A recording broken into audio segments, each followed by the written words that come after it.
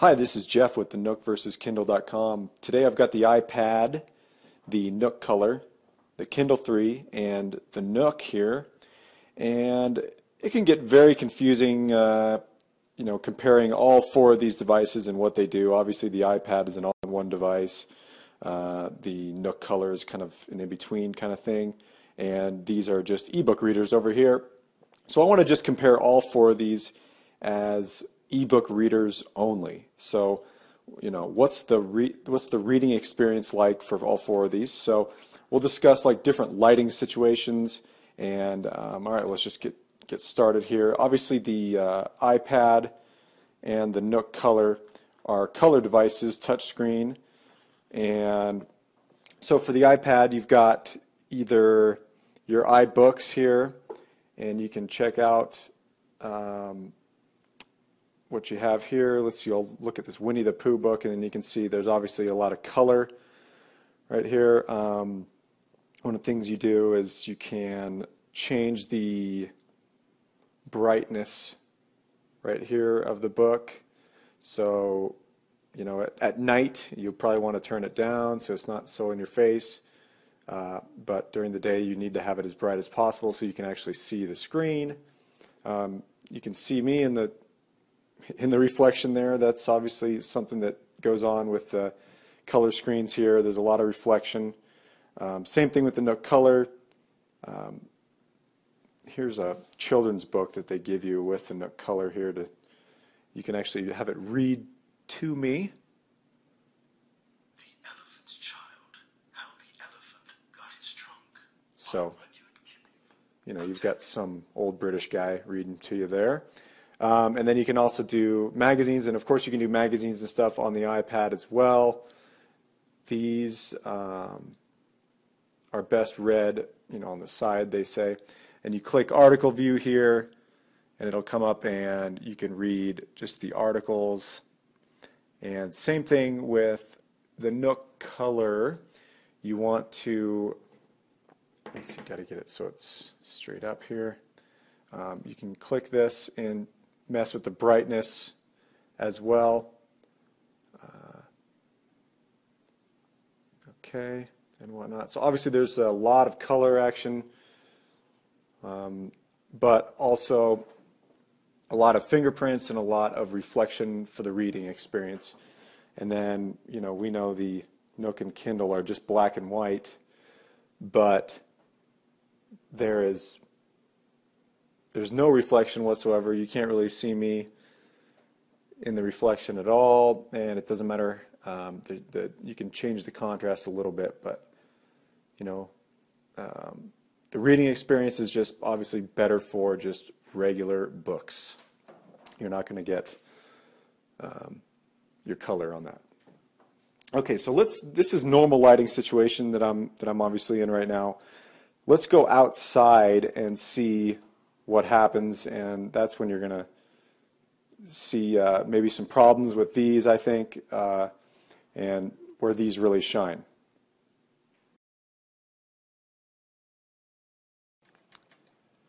Okay, and so now we're outside, and we've got the Kindle and Nook over here, and the iPad and Nook Color here. So first of all, you can see that it's much more difficult to see here, lots of reflection. And I don't know if you can see it or not, but there's lots of, the fingerprints are showing up. I could have wiped those off for the video, but that wouldn't be being very truthful because there's a lot of fingerprints that'll be showing up. Right here, you can see I've got the brightness, and the thing about this is you've got to be very careful that you have the brightness all the way up even before you start trying to read outside, or else it's really difficult to even find the brightness button when you're outside. So you might even have to go inside, find the brightness button, get it set, and go from there. At least I had to. Okay, so now I'm here on the Nook Color, and you'll see this pretty much, the Nook Color I think gets just slightly less bright than the iPad, but again it's kind of, let's go back and get a real book. It's a little bit different, or difficult to see depending on the angle you're at. Right here you can just tap on the bottom and you find the brightness button. And again, if you go really low, you can't see a thing. If you go real high, you can kind of see it.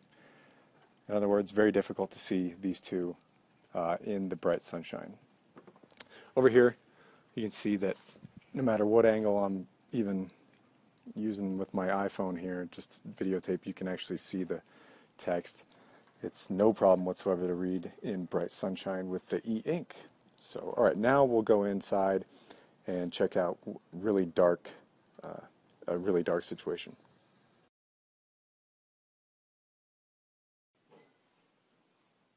Okay, so now we're back inside and showing you in the dark here how it's going to be when you're trying to read at night, you know, when you're going to bed.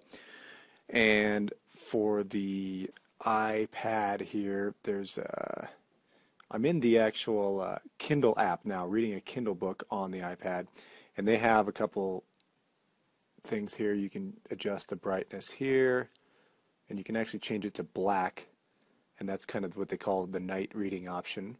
So it's just completely dark except for the light text. You got the sepia here. You can change your text fonts and whatnot there, but you can also just kind of turn it down when you're trying to read in bed. Over here, the Nook color, they have the same type of thing. You just tap the bottom there and change the brightness right there. Let's see, I better get it. There we go. And so then, of course, and then if you are reading the e-ink screens, you're probably having trouble seeing them there, you need a light. So you actually have to have a light or be reading with your lamp, and they also both have, you know, lighted covers that come with it. So that's the difference between these, of course, in darker conditions.